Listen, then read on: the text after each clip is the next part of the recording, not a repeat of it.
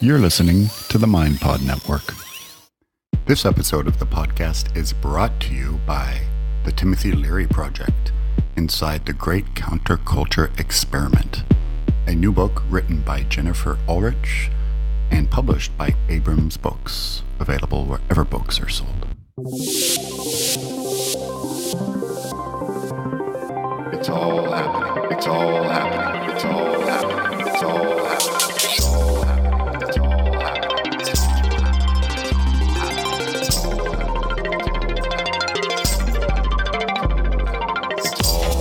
It's all happening. It's all happening. It's all happening. It's all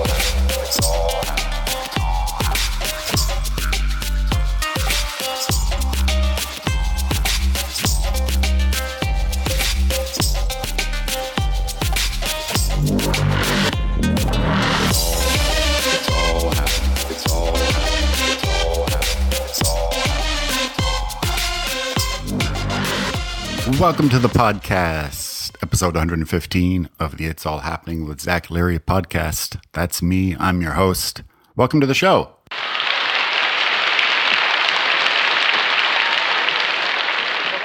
It's really interesting. So after doing, quite a few episodes of this podcast, I have settled back into the place of intention, and that intention being to develop whatever sense of authenticity within myself that I can offer to you, my digital audible friends who tune into this podcast. And I'm so grateful for you. This week on the podcast, we have Christine Mason on the show. And we're going to talk more about Christine in a little bit. But she is one of those people who, how can you sort of put this together in something that makes sense? She's one of those people that when you come across her and you hang out with her and spend time with her and are surrounded, are kind of basking in her energy field and really tune into all the work that she does in the world and past and present, for me, it's definitely one of those experiences to where you get either quickly inspired or quickly intimidated. And I'll talk more about Christine and why that is in a minute. But to sort of bring it into a general narrative on why I experience those feelings, not just with Christine, but with other people who I've come across in my life over the years, it really has a lot to do with dharma and spending time or encountering people who are firmly rooted in their dharma. And if you find your own self, as sometimes I do, if I find myself and my being in a place, in a phase, maybe it's just 5 minutes or 5 weeks to where I'm not so settled in my dharma. I'm a little wobbly. I'm not feeling very sure of myself. My path isn't as firmly rooted as I would like it to be. And I'm looking for that extra little boost to have me sink back into my authentic self. Let's talk about dharma for a minute, shall we?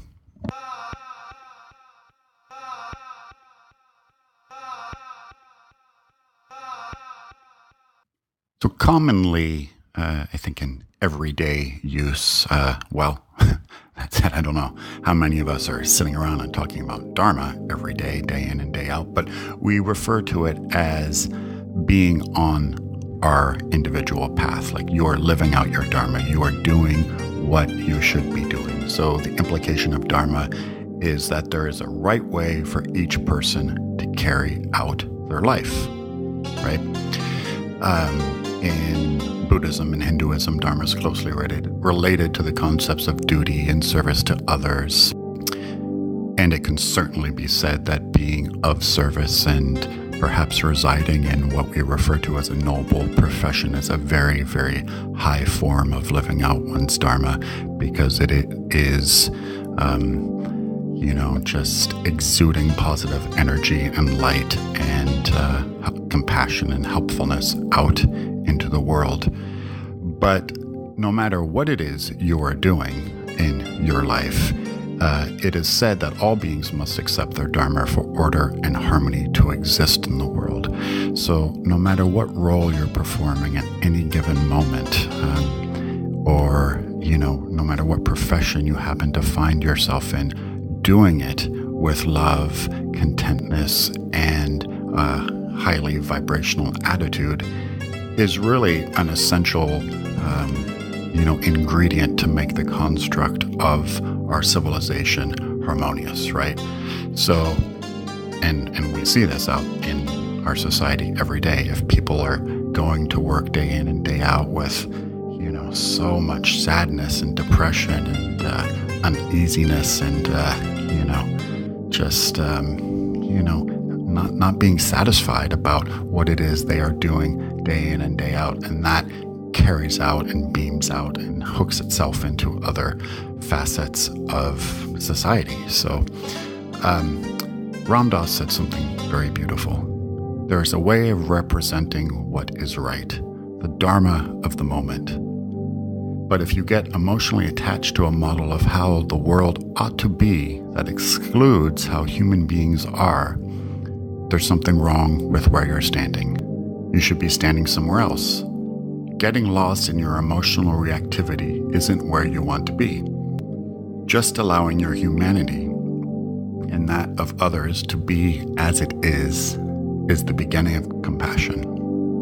We are in a human incarnation. We can't walk away. To walk in the Dharma is also to hear other human beings. So the reason I brought this up is because in the frenetic, hyper rapid activity that is the modern Western world, we're constantly getting beamed with all sorts of information and all sorts of programs that are telling us to do more, to climb the ladder, to get more money, to get a promotion, to get a better car and a better house and a better girlfriend or boyfriend and better clothes, and just to constantly strive for more, with very little emphasis being put on contentness and fulfillment and being in a moment of bliss, no matter what it is you have or you do not have. And this is the very tricky, dance we find ourselves in within the Western paradigm. And how that relates to Christine Mason, we're going to talk about more in a second.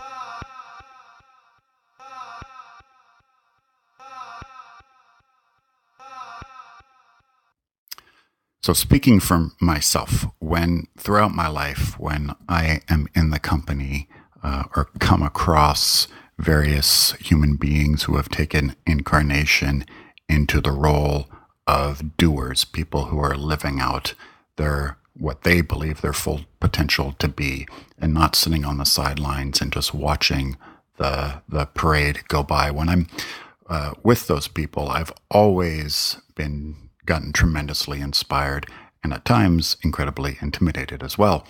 And that was very much the experience of growing up the way that I did. So when spending time with Christine and you kind of hear about all the amazing things that she's done in the world and go over her resume and all these amazing software companies that she started and ran and grew to lofty heights, and the 4 amazing children that she's raised and the MBAs that she's obtained and earned,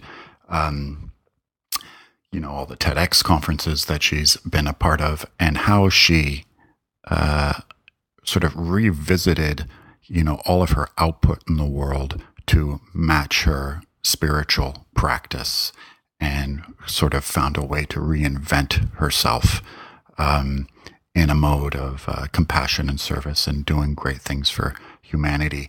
So when you are with her and see that, it is very, very, very inspiring. And I hope a little bit of that was captured on the podcast. She is an amazing woman. And, when you're around people who have truly been in their Dharma and in their spiritual practice for many, many, many years, it shows. The light just beams from their eyes, the way that they sit in the chair, the way that they speak into the microphone. It is very, very, very potent. So Christine Mason, take it away.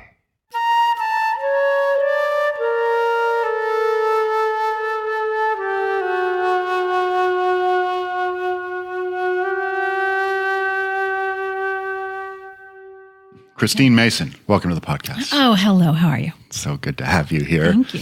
That's what I love doing podcasts like this when we've been talking beautifully for the last 30 minutes that I feel like we should have just recorded the last 30 minutes. So we're just sliding in the microphone. Nothing's changed to whatever's been going on for the last 30 minutes. So how are you? How's everything? I'm wonderful. Better every day. Good. You said something really interesting to me in the car, which was my... I think going to be my jumping off point for this podcast. And you had a very successful tenure and adventure as a Silicon Valley software development titan and venture capitalist, and really developing software as we know it. But then you had a transpersonal journey that shifted your perspective on what you should be doing with your life. Yeah, absolutely. So, how did that go? Well, just for background, I was living in Chicago and doing all the things one might do after graduating from business school and running software companies and feeling like I was marching right along in that ascension of the hierarchy. But the experience as I found yoga and meditation became more and more impoverished, and I couldn't understand what was at play. And I hit sort of a limit in my personal growth. And I said, well, I've done all of the prescribed things that one might do to hack one's own biology without intervention. So now I'm going to try every psychedelic drug on the planet. So this, you have to understand, I was 45 years old and I had never smoked weed, so it was really... Oh, really? Yeah. Like an absolute, awesome. pure intent. So I decided I'm going to do it one drug a month until I hit. That's great. Basically, I'm going to dive right into the taboos that I later have discovered. I think that what people tell us are taboo are actually the tools for our greatest awakening. But the first one I tried was ayahuasca, and I went into the ceremony with the question of trying to understand the behavior of someone who had a recent illness, and their behavior afterward was miserable. And what happened to them? And the medicine dropped me straight into the heart of their deepest suffering, like when they were deep in chemo, when they were deep in their fear of loss, fear of dying. And this experience progressed, but the outcome was direct perception of the constant undercurrent of human suffering that's been present through all of history. Like that it's always there, and that we have inherited it. It's in our epigene. It's happening right now. And that there are only two things worth doing on the planet. One is to impact or reduce human suffering, and the other is to create more joy and beauty, more aspirational experiences. So tell me again, it's very interesting because you went into the psychedelic, your intention for going the psychedelic journey was to look at this other person's. Yeah, actually, I wanted a Nobel Prize, but... You wanted a Nobel Prize? I wanted a Nobel Prize. Okay. I had read something like 19 Nobel Prize winners had gotten their insight on LSD. That was going to be my access point. But that was the bigger intention. But the micro intention in this one was, you go in with a targeted question. And my own suffering was coming from a confusion around this loss. And so, I went in to understand that, like, what was going on there? And I found out that it had nothing. It was not personal at all. It was, of course, very much about this big human story. And you ended up at this place to where you wanted to add more joy and cause less suffering into the world, right? Yeah. So what was the immediate takeaway from that? You have the psychedelic journey, the next day you wake up, and how did you change your life? The immediate takeaway was I had all of these skills that I'd acquired in building enterprises, but that I didn't want to apply them anymore to anything that was like an incremental boon to business. I wanted to actually apply them to products and ideas and concepts and things that would affect that mission. So within a week, we retooled the client approach strategy and fired some clients, or at least put them on notice. That way they were 90 days out from being fired. And now everything's been about health and wellness and consciousness. And wow. And I mean, it is I mean, aspirationally and philosophically, and talking about setting up, business principles and a way of operating under, these core sets of values, right? It's a really beautiful way to live life, but sometimes, and to conduct yourself in the world and to set up enterprises under that value system. But sometimes I do see out in the world that like, oh, wow, well, how do I like create commerce doing that? Like, because maybe it's the actual product might be difficult to fit under this value umbrella.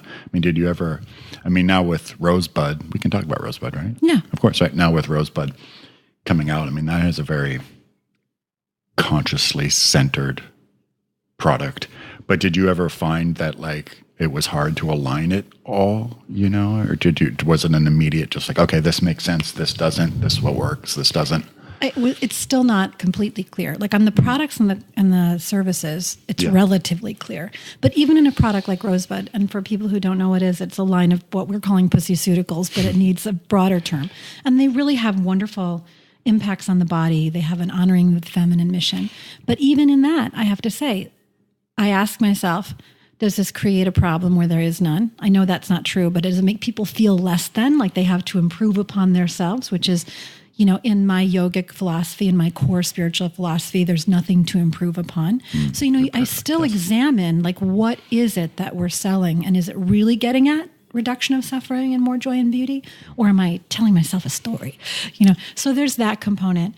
But I think there's a broader thing around running business or any kind of organization under the guise of neo-capitalism that is just difficult to even, you're breathing it so much in the air to break it down and try a new model. It's almost impossible. Like Dr. Vandana Shiva, who's one of my heroes, said that, capital doesn't create. The earth creates and humans create.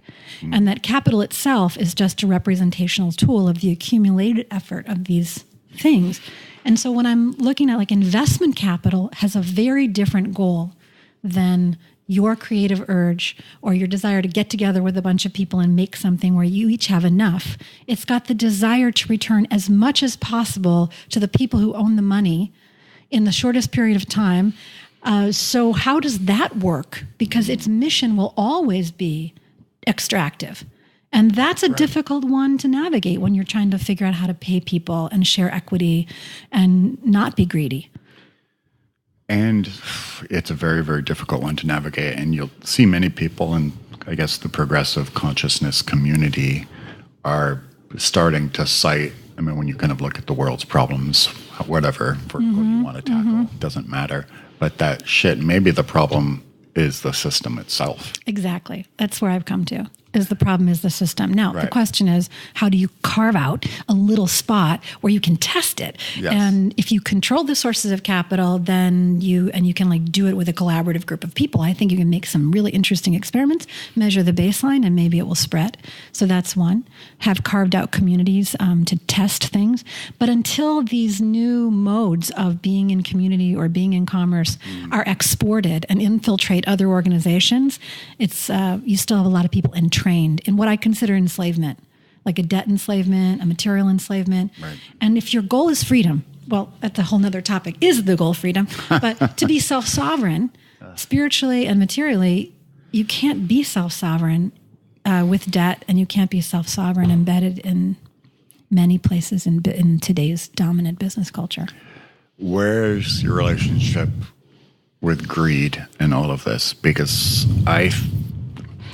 you could unpack this in many ways. And one, this doesn't necessarily have to do with greed, but it has to do with, like, say, power. In Lawrence Lessig's book, Lost Republic, he talks about the political system and that, many great people want to go serve in Congress, and they start off with the best intentions, and they are actually legitimately really good people, and they want to help their community. Then they get there and they become part of the machine and part of the power structure, and they compromise all their values of what, but they start off, it's almost like you're joining like Darth Vader's army, and it's like, oh, fuck, and they all become part of this systematic problem. So, I mean, greed. Well, there's so many things that could go off on there in that direction. Like even embedded within that, I'm going to step away and give one side channel conversation, like PowerPoint. If Edward Tufte did this thing, if Abraham Lincoln gave the Gettysburg Address in PowerPoint, it would be like, how many years ago? 77. Just completely how the tool itself changes the content. And that's also Marshall McLuhan and, the medium is the message, all that old stuff. And it's the same thing with politics. It's like you are transformed by the sort of software that you enter, the software structure of the political system, as an example. You have to become an operand in that. So I don't know that it's greed, but the core of greed and power hunger for me is a base security and stability in oneself. That if you are confident that your neighbors will treat you right and the system is just and you can collaborate and there is enough for all, then the instinct to greed isn't as present. But you'll notice the people who make it to the top, there's a definite hunger to be power over. Very rarely do you find somebody who's like, okay, this is big up. This is up big.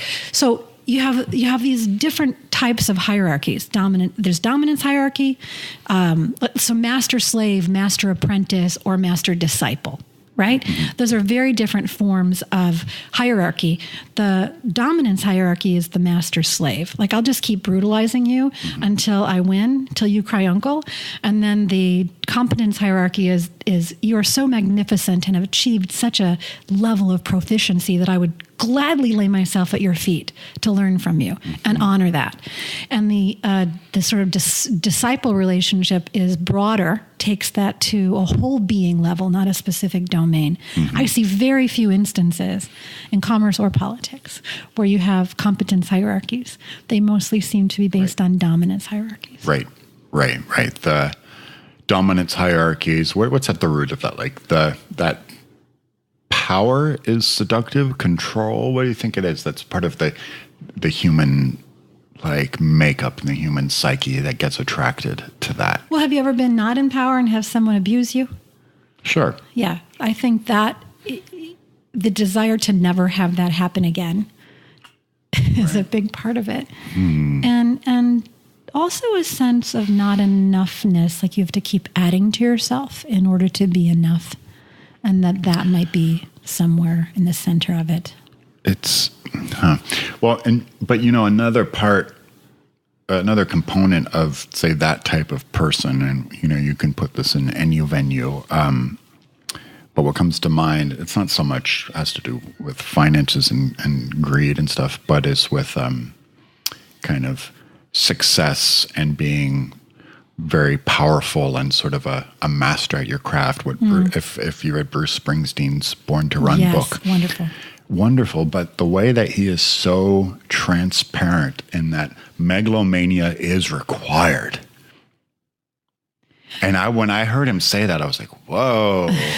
Like, he practiced the guitar moves in front of the mirror. And I was like, oh, shit. Like, this is he said he crafted the megalomania. It is required to get to be that person. And for someone who is, he's a compassionate, giving, somewhat egalitarian for a rock star kind of guy.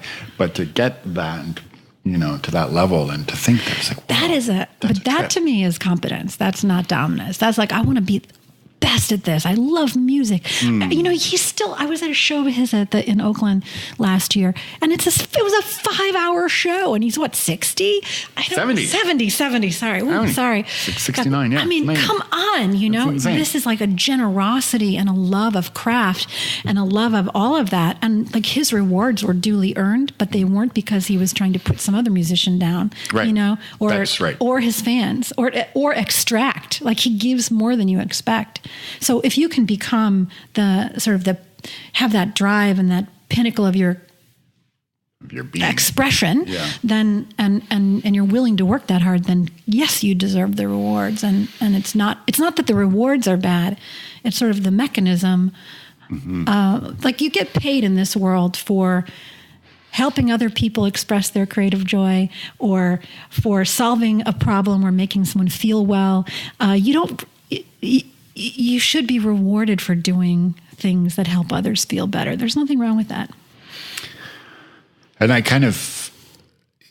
do in the corporate space. I'm just, I'm trying to think of people who stand out. Like, if you let me know, he'll send me a note on that. Well, I like Elon Musk. Yeah, he's an interesting cat. I don't see anything that he's doing. I mean, he's kind of a disruptor in that all of his verticals they're not trying to quash any competition because there really is no competition. Yeah. Right? I don't know him, personally, but I'm very inspired by his pervasive wonder. Like, he just holds everything. He goes to the edges of what's possible. He's like an Isaac Asimov or an H.G. Wells or something like that, in the sense of he's bringing the inner wonder of like, oh, could we bore a tunnel under Los Angeles? Could we send rockets? Why not? And I think of him less as a commercial titan than as a keeper of wonder. That's interesting. Yeah. Yeah, I do too. Well, in this context of what the picture you're painting here, like a specific question I wanted to ask is because, many people who listen to this podcast and in the world as we know it are subject, and I use that word intentionally, subject to a 9-to-5 existence. Mm-hmm. And, some people, it's just the way it is. You got to provide for your family. Mm-hmm. So what, you feel super inspirational about sort of like, okay, even if that is the case, if you still have to do that, about creating some kind of new system, some kind of new construct to make that model more inclusive, more compassionate, maybe more equal in terms of exchanging ideas, or I don't know, just like how do we... Well, I mean, if you feel trapped in that environment, if it feels like a trap, there's the first hit I had was around it being a laboratory for your own psycho-spiritual development is the first thing. Just because you're in this environment, like if you're getting triggered by that environment or it feels like it's squishing you, there's some way every day to walk in there and learn how to presence with people and be an agent for evolving the workspace just by your own being. And it's a great place to practice how to relate to other people. That's the first thing. And I do think that the gray flannel suit model we all know is dead. The corporate man is dead. What model? The gray flannel suit, the man in the gray flannel suit. Yeah, okay. This sort of idea that there's a company. Can you believe it? Let me just back up. Can you believe it that healthcare was ever tied to having a job? Like, just let that run through your mind for a minute. The idea that you were only valuable enough to keep healthy if you were employed or you were attached to somebody who was employed. What a ridiculous idea in the life cycle of humanity. But that's true. That's like how healthcare became part of the American landscape is if you were an employed person attached to a corporation, then you had a worth and you were worth keeping healthy.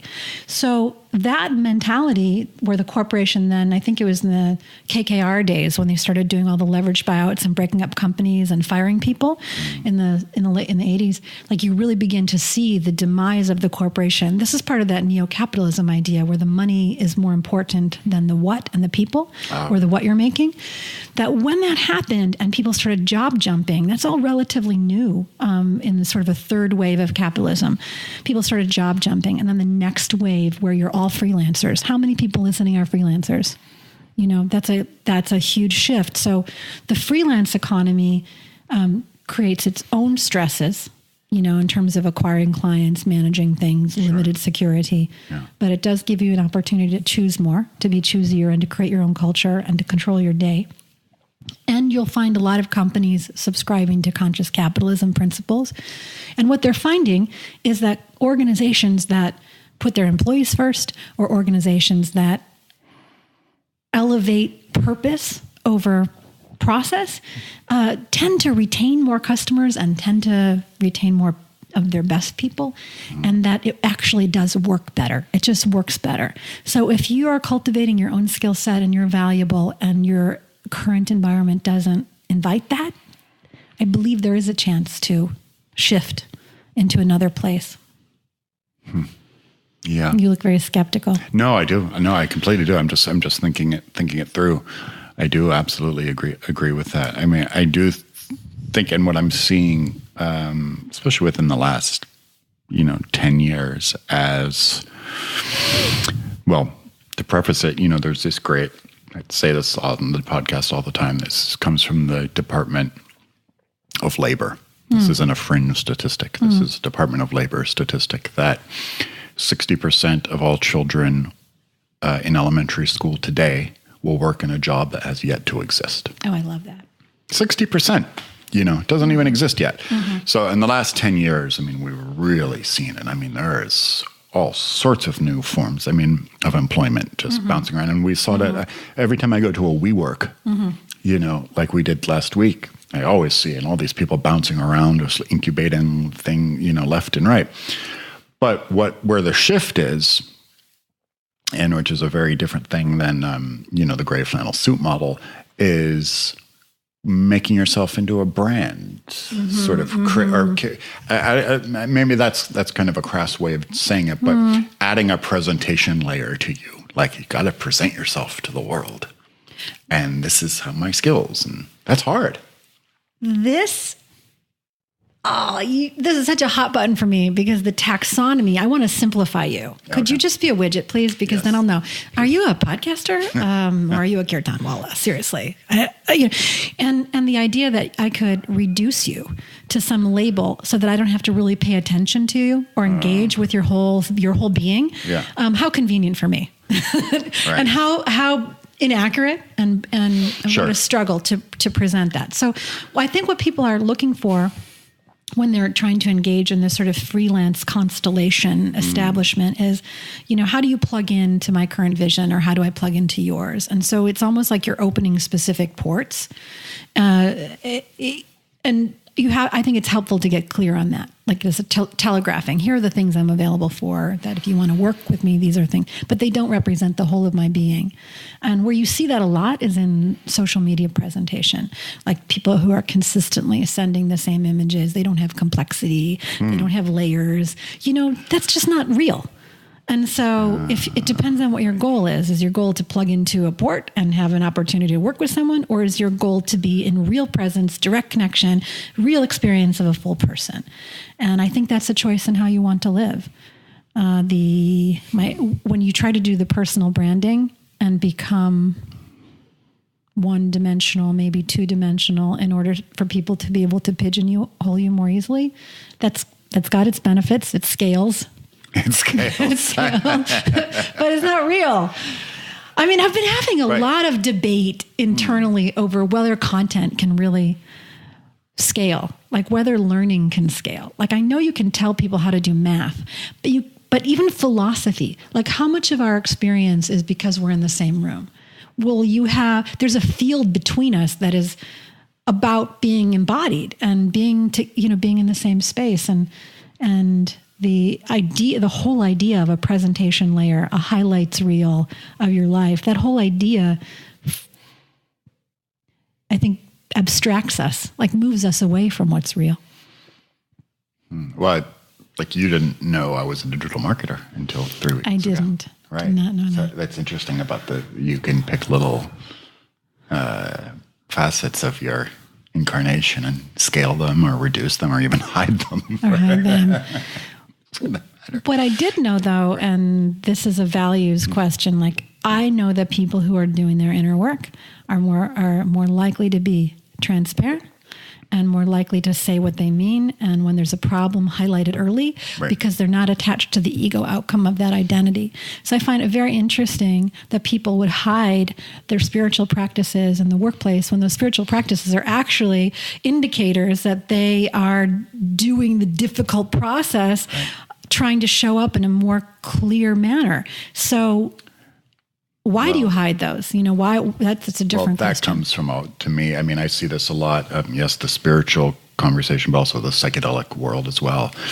And I really, in the sexuality world as well, I think a lot of that really stems from really the church, going back to original sin, creating what is permissible, what isn't permissible.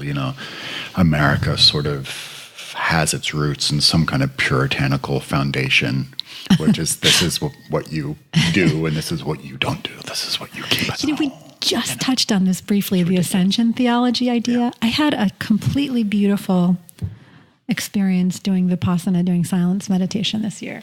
And how many days? I did 7 days at the Osho ashram and then 2 weeks in Italy and with my teacher. And that wasn't complete silence, but there was enough silence to have these experiences.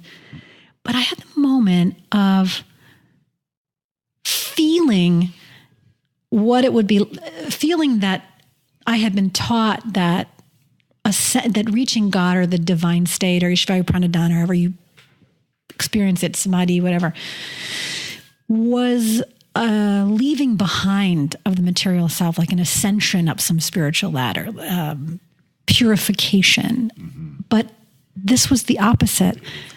It was sinking in, like letting yourself fall into a net, fall into the arms of creation. That's always there holding you up. It was the complete opposite of what I had thought, and that it was almost as if that was running at a channel that was always available. Like that channel is constantly pulsing. Anytime you're up here in the mind state and you feel identified with that, you can literally change the channel and sink down. And that it's the idea of it being a downward sinking into a field has a completely different relationship to divinity than anything that I'd experienced in the church, which was always about self-improvement and ascension and denying what was in the body. But a downward sinking into the field, though, and I don't think I disagree with you, but I do think that it takes you a lot of steps to get to that space. Probably. It's been a lot of steps. I agree with that. Well, but you're an advanced practitioner, and to get to that moment of realization, of actualization, to where you're like, oh, shit. It's a very profound idea. It's a mental concept that there's nowhere to get to. That's a profound mental concept, but it's very difficult to believe because I'm particularly like always improving and growing has been a mantra. But to really feel it, it's worth trying. Is yoga rooted in that? Yoga?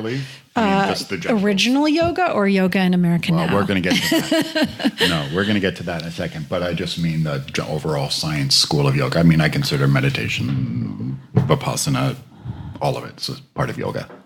I mean, do you think, in your purview, do you think the practice, the science of yoga is rooted in that? Yoga is rooted in participation in life and non-separation. So the idea that when you're breathing, you're participating in divinity, you're participating in the unifying field, you're perfectly designed to breathe in the air, to take in the sunshine, that you're perfect, that even meditation isn't an attempt to silence your thoughts, it's an attempt to harmonize with your environment. Like, what would that feel like? And so this yoga definition of yoking or union is one that's been floated around a lot. It's hard for me to separate the ancient theologies from the Vedic overlays and the modern capitalist version. Mm-hmm. I'm still trying to take the layers off of that. But my most profound experiences of yoga and the teachings that came through Mark Whitwell and Krishnamacharya were specific to this question, that there's nowhere to get to, there's nothing to do, it's just your participation in life. Mm-hmm. And that, so yeah, I think the answer to your question is yes. Yes, I agree. I mean, I think we are living in this very unique time for the evolution of man's relationship with yoga, because it is an ancient science, it's an ancient practice, and there is a lot of history and a lot of mysticism, a lot of, ancestral, I would say DNA even kind of uprooted within us. But here we are living in this very modern application of the whole thing. And I think we are,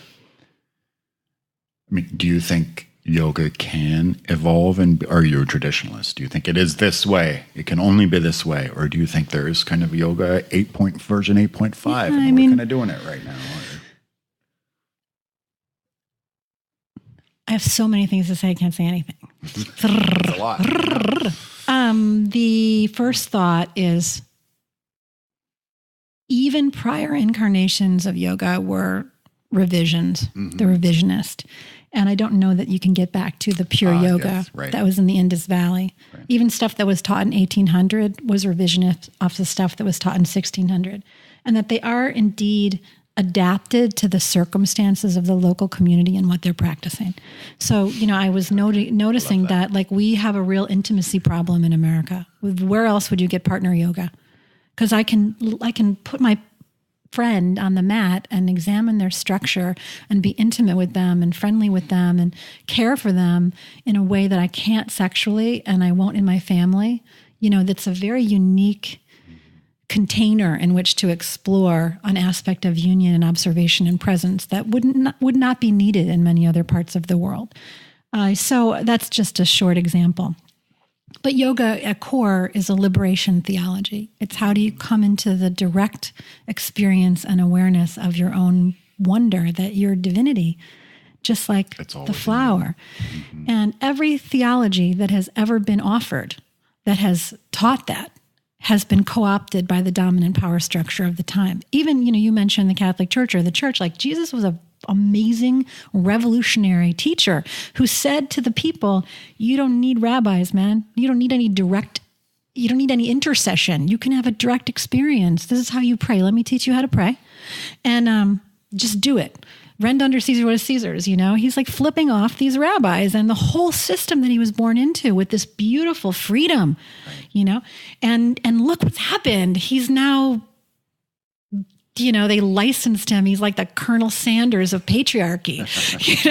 What happened? He's got the Martha, he's got Mary, he's got the woman at the well. He's like a gender-friendly dude. He's tolerant of open sexuality. He's like, you are so wonderful and all that. What a preaching. You're like, and how did that happen? So you look at the same thing with yoga. The kingdom of heaven is within you, man. It is. Like, it's what right are you doing? here, Stop. Right.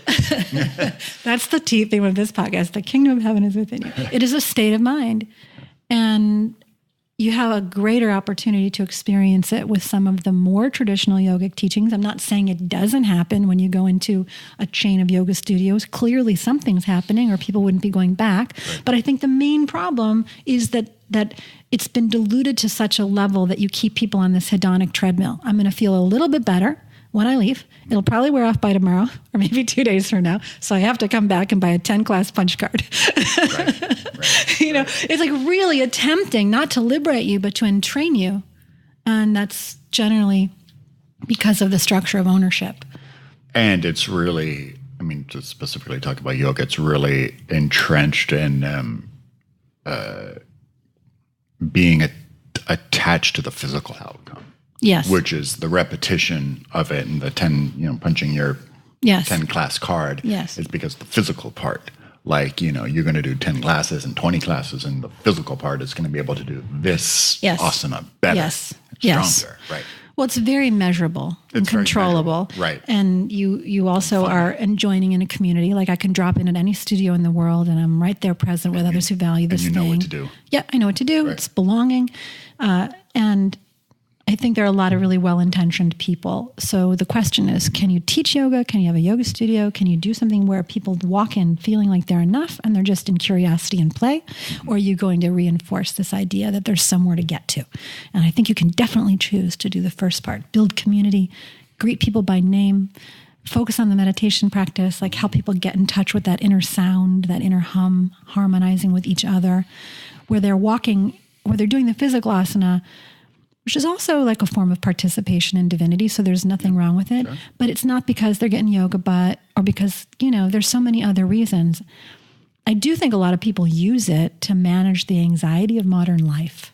Just this repeat breathing dance of that is very calming for the whole being. So that's a value also. But I think Mati Ezrati was quoted in 2015, she's the person who founded Yoga Works, one of the first chains. I think they're in the middle of an acquisition spree with their newfound IPO money. They went public. Right? Yeah.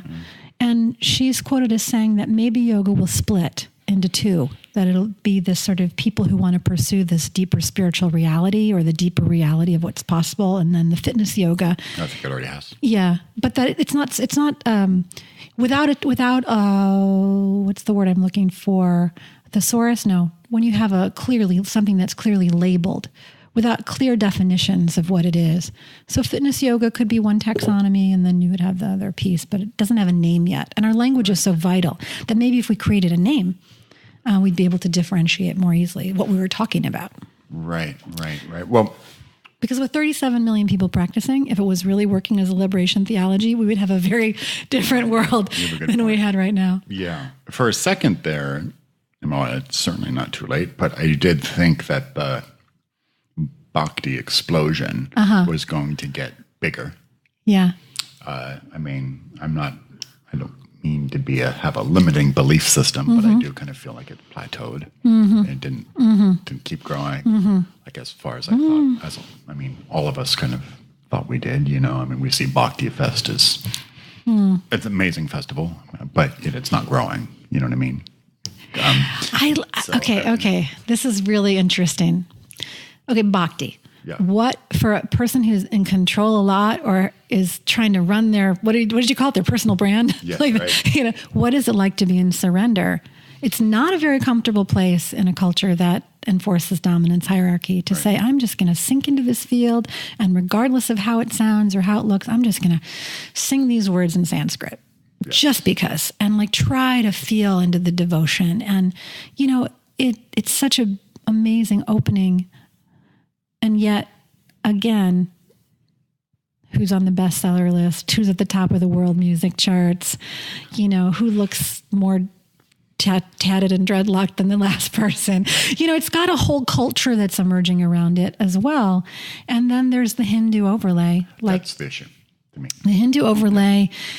I remember going to India on my third trip to India, and I got an Indian name. And I was like, I should come home and start using this Indian name like every other yoga person in the world. And my mother, who died when I was young, came to me in a dream, and she said, I named you Christine Marie. I named you Christ Consciousness and Mother of Christ Consciousness. You have a spiritual name. Oh, wow. Just be you, Awesome. And I feel like that reconciliation of devotion and surrender with your culture of origin is really vital for it to feel home, for you to feel home. And so you're starting to see people who are singing modern spiritual music with English words, spiritual world music with English words, and incorporating some of the names of God. Now in the Sanskrit magic, the name of Krishna is Krishna. So, sort of how do you, but every metaphysician I know says that once you get to the one pointed experience, that all of that stuff is just tools. You stay in your system until you get to that point, and then you're transcending, again, the ascension language. Forget I said that. But then you're releasing all of the things that got you there. But part of that, in Sanskrit repetition, the releasing all the things that you got you there, some of that is based in the actual design of Sanskrit. Right. The energetic properties of it. That's what I am, I am kind of, I don't know, I'm down my own self, because when I've gone to gospel churches. Yeah. And, hardcore Southern Baptist gospel, African American, hallelujah. And it's fucking awesome. It's just as ecstatic as kirtan. And it is. And that celebration, that open-heartedness, and where you lose that sense of self and everybody's just, you're there in celebration of God. Yeah. So I contradict myself, and that sometimes I do attach the singing of the names to the Sanskrit.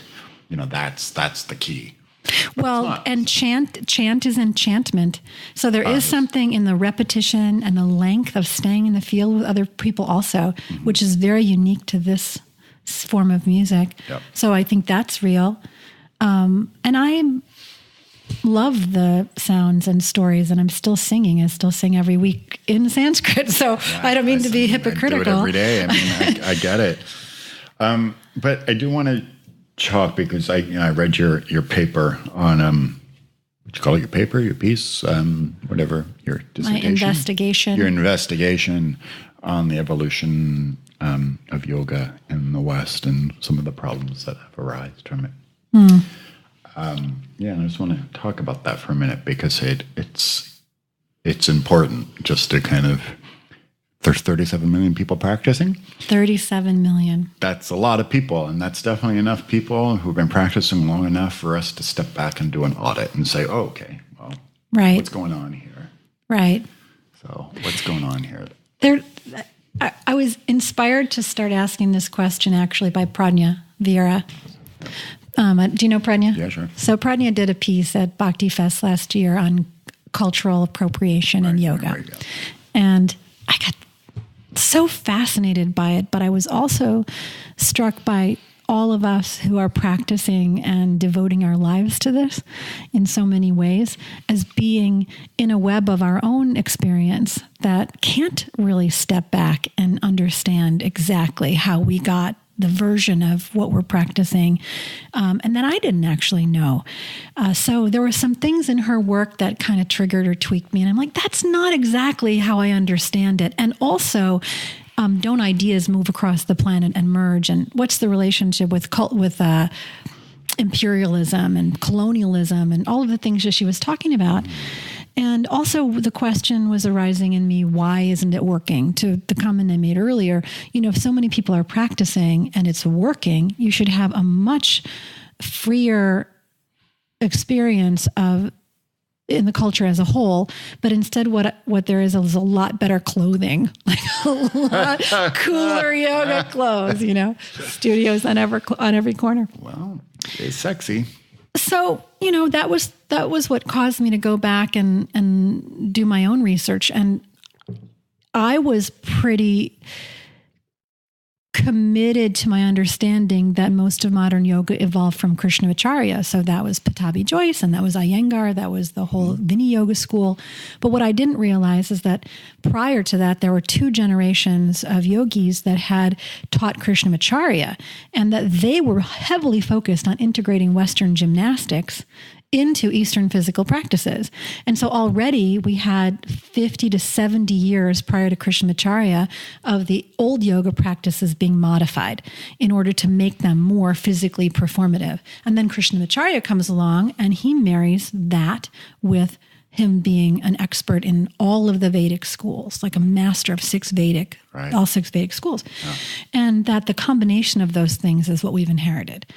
Even Iyengar, he was only with Krishnamacharya for a few years before he splintered off and went on his own. And so he lost the breath in his version of yoga, and Pattabhi Jois systematized it.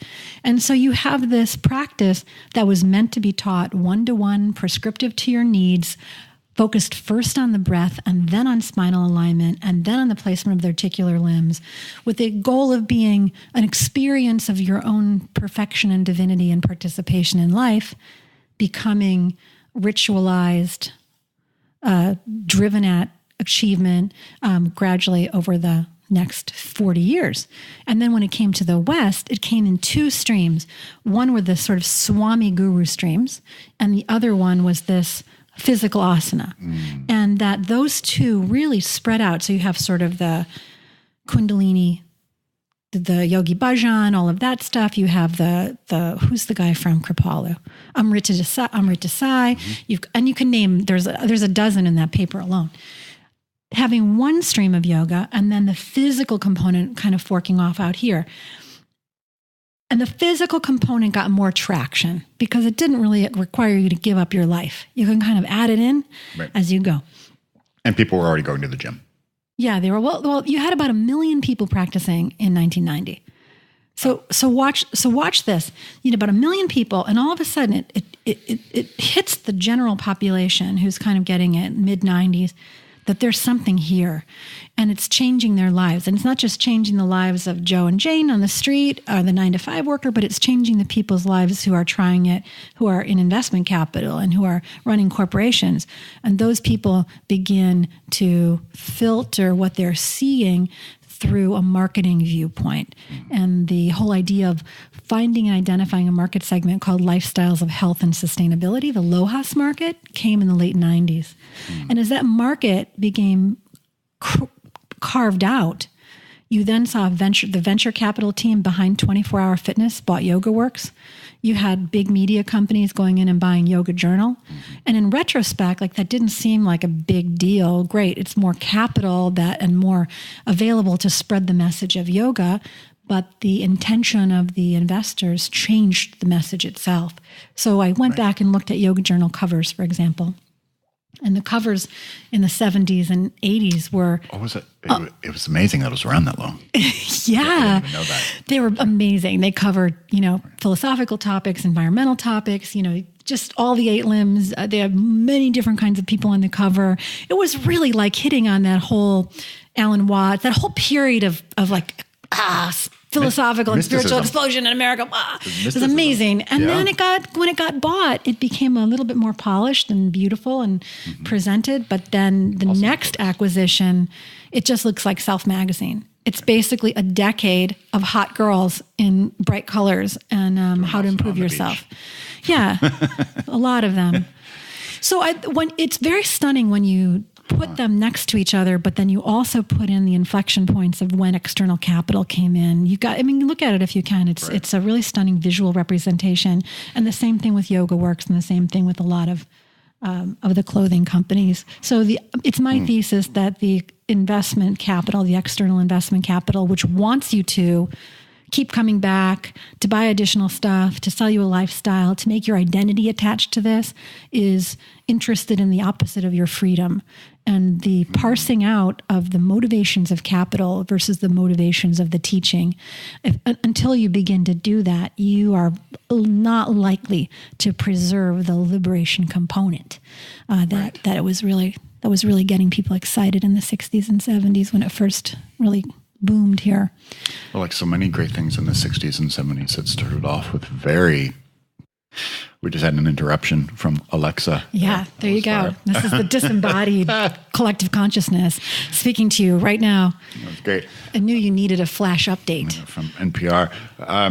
But like many great things in the 60s and 70s, they started off with these very deep kind of, ancient mystic roots, that with very kind of far out, wild-eyed intentions. Yeah. That, kind of like when I read your piece, one parallel, which is very interesting, and I came across this a lot in the yoga and spiritual community when Hugh Hefner died. Mm-hmm. So many people in our community were just like outraged with Hef, like what a exploitative fuck he was, and he's the guy who made the man. And I was like, whoa, everybody calm down. Like you're too young to know about the origins of Playboy and what a big deal it was. Yeah. It was First Amendment rights. It wasn't about just celebrating tits and ass, and like Playboy was like lined with amazing interviews and with guys from, Ginsberg to my dad to Eldridge Cleaver. It was Martin Luther King. It was a really deep magazine that was intent on expanding people's consciousness, including their sexuality, not limiting it. Mm-hmm. And I think, yoga in some ways, it's kind of gone a similar route. It started off with expansion. Now it's gotten into a very linear marketing funnel. In some pockets. So let's use that parallel and extend it. Yeah. So let's say Playboy did all those things, and it did it primarily for men. It opened up, sure. But it was a stepping stone to what was to come, a necessary stepping stone. And that might be what's happened, the opportunity for yoga also. Like, I don't think it's just this one lane of single point of commercial endeavor. There are a lot of really earnest and exciting teachers and seekers that are out there also. Yes. And so we expand that. We figure out how to expand that and diminish this or clarify the understanding, and that even this dialogue is part of it. And there's a yoga documentary that people are trying to make, the yoga industry. I don't know what their angle is going to be, but I think they're part of getting the story out. It's difficult. This goes back to the less suffering and more joy. Like, it's difficult. Who is it? This is borrowed from someone I can't remember, but an angry vegan never converted anybody. It's like you can't bring people or into your insight by banging them on the head. You have to live what it's like. Oh, your skin is glowing. What is your secret? I'm a vegan. I don't eat suffering. Even that is a little bit of a bludgeon. But you have to, the force has to be so attractive that people want to come there. Program of attraction, not promotion. Yes. And so, okay, yeah. Awesome. So how does the yoga of liberation become the attractive force. If you're practicing that, you're content, you're smiling, you're experiencing the world from a real place of wonder and awe and unification, and that you're living from that stance, then I think it will be very contagious. It's what I think, Ram Dass has always been one of the finest examples of that all these years. Sure, even, when he was more active with his speaking before the wheelchair, sure, he kind of had a shtick, but it was always just people, when you were with Ram Dass, you were like, oh, there's something real there, and maybe I don't need to change my name to, Hanuman Das or anything, but I could hang out in this energy field, and I do agree. I think there are a lot of powerful people out there, and you're one of them. When I hang out with you, you're baby. I want to hang out with her. She's doing something. Whatever she's doing, it's working. So what am I doing? I don't know. What are you doing? But that is. Thank you for saying that. It's very kind. Yeah, but I think that is, everybody has the potential to be a little shard of light in a complicated world. Just to lead by example. Do you feel this authenticity, the hunger for what's real? I mean, I think as the abstraction layers get more intense, first you have an experience, and then you have data about an experience, and you have photographs about an experience, and then social media replications of the photograph of that experience. That it's harder and harder to be with what's real, or to find it. And so we have to. I feel there's a conscious effort to make that space, to show up, to be in the room with people, to leave your phone behind, to drop off into nature. Those things are real, And that's, I'm a big proponent of this within social media, and that, now that the novelty has worn off, tweeting and Instagramming and Facebook is not new anymore. If you are an active user, you've got to share it all. Share the mess. Don't create just this saccharine, well-curated version of, look, I'm a beautiful genius who only posts smart things and aren't I amazing? Yeah. Kind of thing. I think that is a very... Well, I have a question for you on that. Yeah. So this came up this week, and I had this hospitalization. It was very damning. It was very damaging, but I didn't really want to write about it because I didn't want to make anybody else's day gloomy. But you did post something? I posted like a one thing or two things, but the experience of being like, I'm laying here and I can't get out of bed. I didn't want to talk about that. And it wasn't so much that I was trying to present myself in a certain way. It was like I didn't want to summon that image for anybody else. I didn't want to rain on their parade. And so I think that there's something in the use of social media. Like I was having this conversation with Stacey Tenhoughton. She's also a Mark Whitwell teacher. And we were talking about what are the correct uses of social media. And Tamar Zick, there were a couple of people in the room, as a yogi. Like, is it okay when do you check your intention, basically? Like, are you sharing the joy of the practice, the beauty of the practice, or are you going, look at me? And what's the intention behind it? So if you have any tips for me, I'm all ears on this question of how to share, when to share, how open to be. Yeah. I mean, there is also there's also the balancing act of like melodrama, where yes. Oh my God, look, my life is so complicated and depressing. I got to share all of it. But no. Right. That's not contained either. And that's also not authentic either. There's ego in that as well. But I don't necessarily I don't have it all figured out. I don't have the right balance, but I generally, I feel like passionately about, the use of these tools and how, and this is my Who Are You Now kind of what my book is about shifting our identities and our consciousness into cyberspace, how it's created a new dimension. It's a new place to live. It's a new place to hang out that has its own rules and its own boundaries and its own walls that contract and expand, and that we are new beings within it. And you have to account for that. And there are an entirely new set of considerations, and transferring authenticity into your cybernetic being is required. However that looks like to you. I don't know what that exactly is yet, but it's important. Okay, so I have an abstracted avatar layer that's not quite Christine, but it's Christine. You have your avatar that's Zach. You're not really creating some alien name, alien identity. You're not a mage 7 or whatever. You're still you. It's still me. Yep. But it's an avatar version of you. And that's an interesting idea, like how that avatar dances in collective consciousness with other people who have similar affinities all around the world. That's the best part of social media to me, is sort of this network of the evolution of how easy it's been to link up with people I've never met who are sharing the same inquiries. And there are, thousands of people out there for me and for you who know you through that avatar. Right. That's how They they probably know you. wouldn't know me on the street. Exactly. Yeah. And now and then I run into one of them. And it's like, oh, shit. That was really a real powerful piece of feedback. Like, oh, it's nice to meet you, Zach. I only know what you post and what you share. And I'm like, oh my God, I didn't, you don't even consider that. And well, there you have it. There's thousands of people out there who know you. The idea of self-reinvention. This is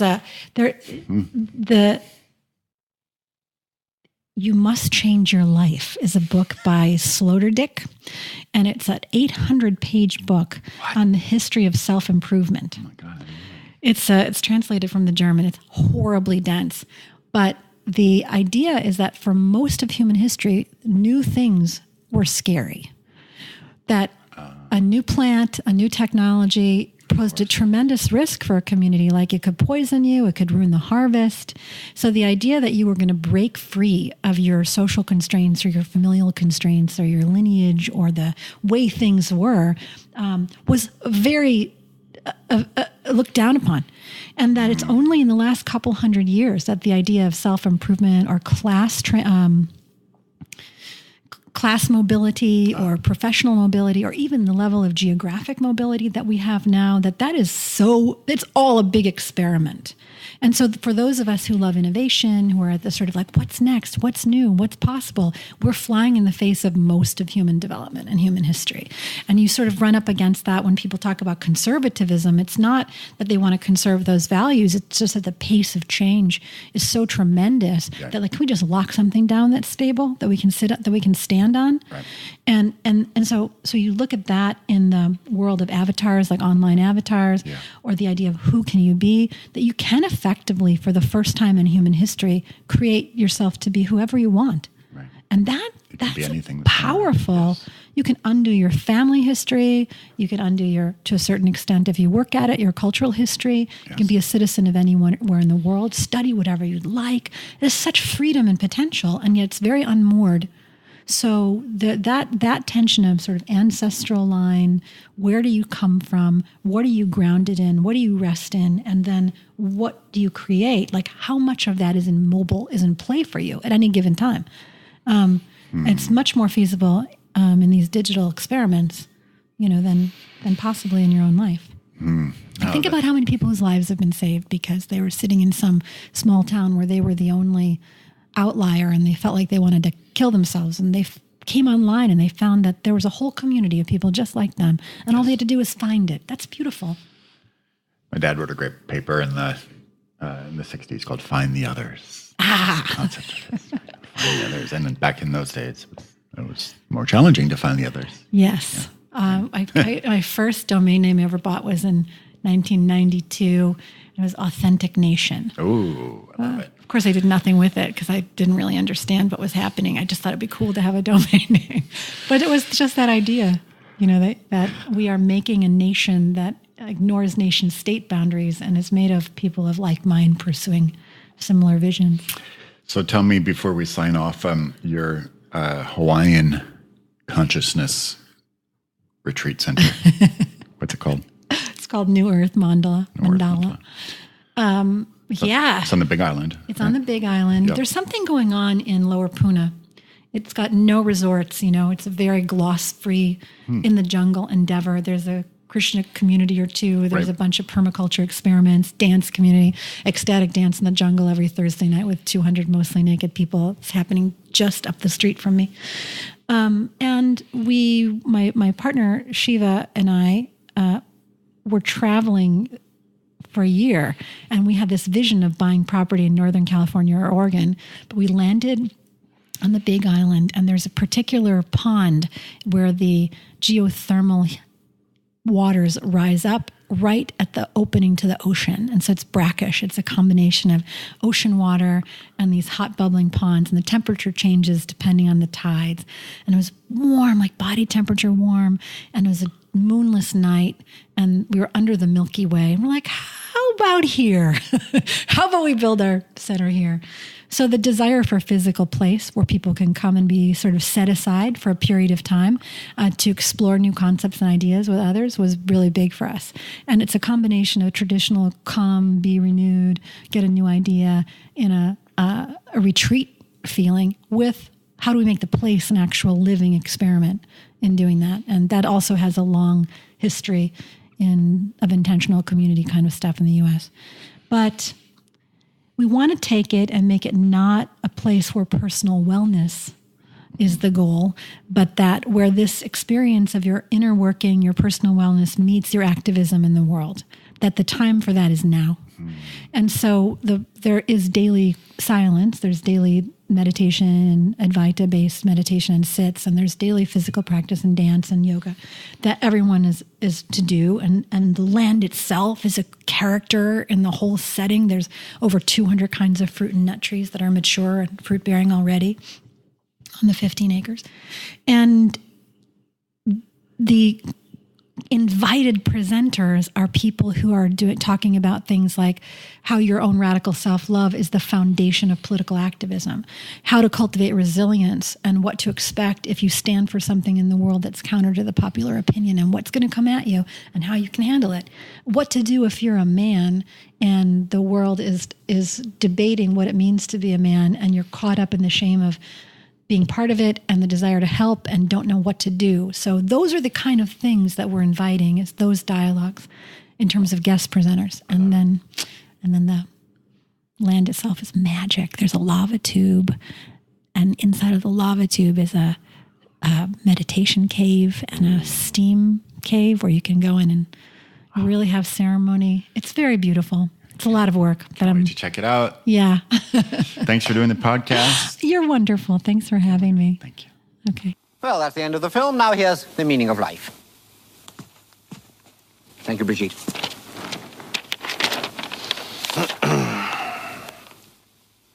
Well, it's nothing very special. Try and be nice to people, avoid eating fat, read a good book every now and then, get some walking in, and try and live together in peace and harmony with people of all creeds and nations. And finally, here are some completely gratuitous pictures of penises to annoy the censors and to hopefully spark some sort of controversy, which it seems the only way these days to get the jaded, video-sated public off their fucking asses and back in the sodding cinema. Family entertainment? Bollocks. What they want is filth.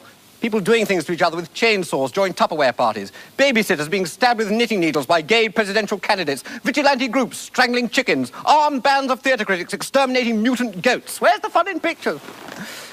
Oh, well, there we are. Here's the theme music. Good night.